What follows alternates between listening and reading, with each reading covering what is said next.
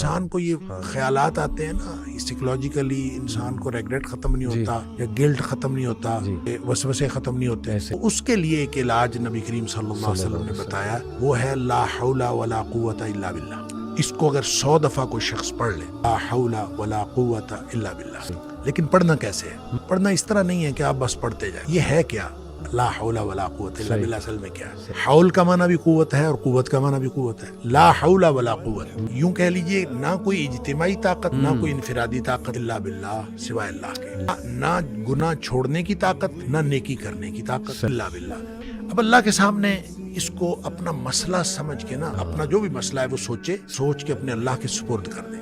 یا اللہ میری تو کوئی طاقت نہیں، نہ انفرادی نہ اجتماعی، الا باللہ، ہاں تو عطا فرمائے طاقت تو ہو سکتی ہے۔ میں اس کو کہتا ہوں یہ بے بسی کا کلمہ ہے۔ بے بس آدمی اپنے اللہ کے سامنے بے بسی کا اظہار کرے اس کلمے کے ذریعے، تو پھر یہ نبی پاک صلی اللہ علیہ وسلم نے فرمایا، جس شخص نے کہا تھا نا مجھے وسوسے آتے ہیں، آپ نے فرمایا لا حول ولا قوت الا باللہ پڑھا کر، تیرے وسوسے بھی ختم ہو جائیں گے، اور اس کے علاوہ اللہ تعالیٰ تیرے 100 مسئلے حل کر دیں گے۔